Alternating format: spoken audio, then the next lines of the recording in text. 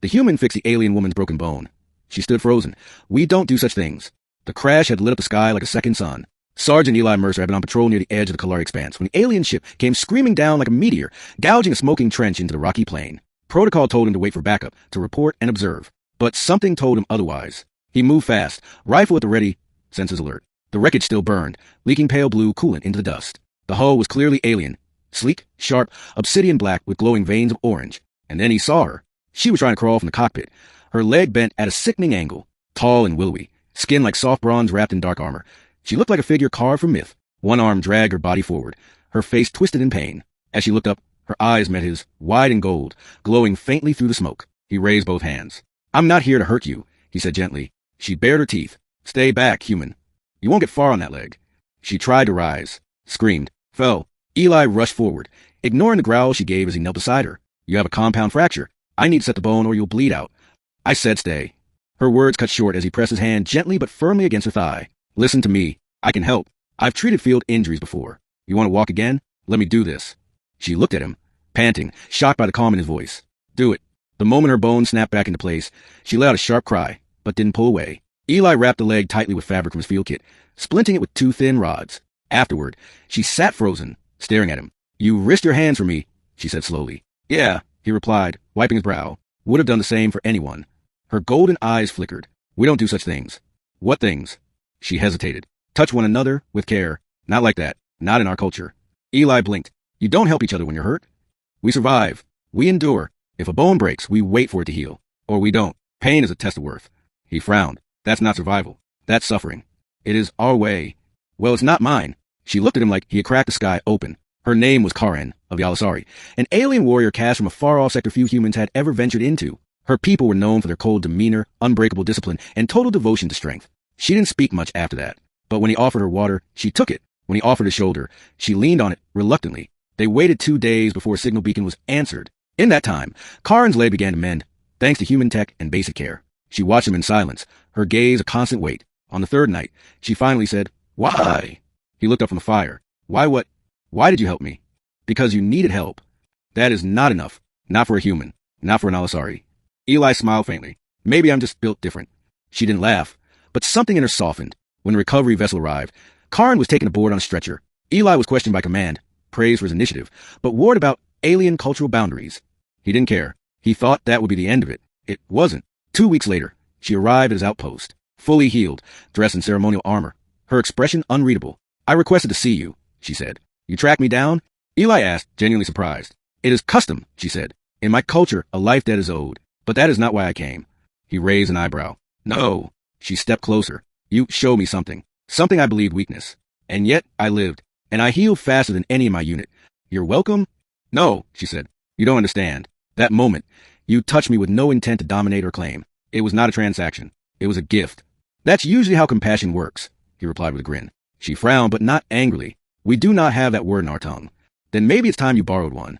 Karen stayed longer than command liked. Officially, she was observing human medical practices for cultural exchange. Unofficially, she followed Eli on his rounds, watched him treat wounded soldiers, helped him when she could. Slowly, her demeanor shifted. Where once her voice was cold, it now carried curiosity. She asked questions.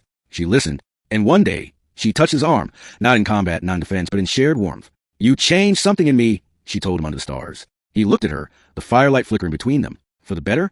I don't know, she said, but I do not fear pain as I once did, and I no longer fear the softness of others. He hesitated, then asked, Do you fear me? No, she said. You confuse me. Good confusion? She looked down at her hand, resting next to his. I think so. It didn't become love in a day, but it became something. She began speaking of her people, of the rigid rules that kept them from knowing tenderness. He shared stories of his sister, who was a medic, and of a human belief that strength included kindness. She began teaching him bits of her language, strange, melodic, full of nuance. He began to dream of what a life between two cultures might look like. When Karen was ordered back to her territory, she didn't argue, but before she left, she placed something in his palm, a polished shard of her ship's hull, etched with her name in Lysari runes. It is a calling token, she said. If you ever speak my name into the wind, while holding this, I will come. Eli looked down at the token, then up at her. I'm going to hold you to that. She gave him the smallest smile. Then say it only if you mean it. Months passed. Then a year. Eli never used the token. Not until Tremor shook his camp and reports came in. An Lysari border conflict had gone hot, and one of their warriors was spotted alone in human territory, being hunted. He went outside, wind whipping his face, and held a shard in his hand. He spoke her name. She arrived 3 days later, bleeding but alive, and when she saw him, she didn't speak. She simply walked into his arms. Tags. Hashtag alien romance. Hashtag sci-fi connection. Hashtag healing across worlds. Hashtag cultural difference. Hashtag compassion in war. Hashtag human alien. Hashtag enemies to something more. Hashtag life debt love. Hashtag emotional sci-fi. Hashtag found injury found love. Hashtag soft touch hard world. Hashtag interstellar understanding. Let me know if you like a story description blurb, too. You said, why yes. ChatGPT said, here's a description blurb. For the human fix the alien woman's broken bone. She stood frozen. We don't do such things. Description. When Sergeant Eli Mercer rushes to the site of a downed alien ship, he finds a warrior from a race known for strength, silence, and survival. Karna the Lysari is injured, her leg shattered, her pride intact. But when Eli sets her broken bone with gentle care, she freezes in disbelief. In her world, pain is endured, not eased. Compassion is weakness. But in Eli's world, kindness is strength. As their paths continue to cross, Karna begins to question everything she was raised to believe. And for Eli, the alien woman with eyes like molten gold becomes more than a mystery. She becomes a miracle, a story of healing, cultural collision, and the power of one touch to change a life. Want it shorter, more romantic, or action-heavy? You said, alien queen orders her daughter to marry a human because she wanted her heir to be human. Care at a Seder 1500 word. ChatGPT said, updated save memory. Here's a 1,500 word story titled, Alien Queen Orders Her Daughter to Marry a Human because she wanted her heir to be human. Alien Queen orders her daughter to marry a human because she wanted her heir to be human. The great throne room of the Valari Empire shimmered with starlight refracting off crystal walls. The queen sat in silence, her regal posture unshaken, her glowing silver eyes fixed on the daughter kneeling before her. You summoned me, mother? Princess Teva's voice was strong, but only barely concealed the tension beneath. Queen Zareth, Empress of the Valari systems, did not answer immediately. She regarded her daughter as if weighing her against the gravity of the stars. Yes, she said at last. It is time. Teva stood slowly, her dark violet skin catching the light. Time for what? For you to marry, the queen said, and for our bloodline to evolve. Teva frowned. You mean to form a pact with House Dr. Or the Quran line? Queen Zaretha's lips curled into a slight smirk. Neither. You will marry a human. Silence fell like a blade. A human? Teva repeated. Zareth nodded. There is one on the diplomatic station orbiting Talon 5. His name is Elias Vorn. You will wed him. Teva blinked. Mother, the humans are allies, not blood. Why would you ask this of me? Because, the queen said firmly, our dynasty stagnates. We are strong, yes, feared, but too long have we bred only within power.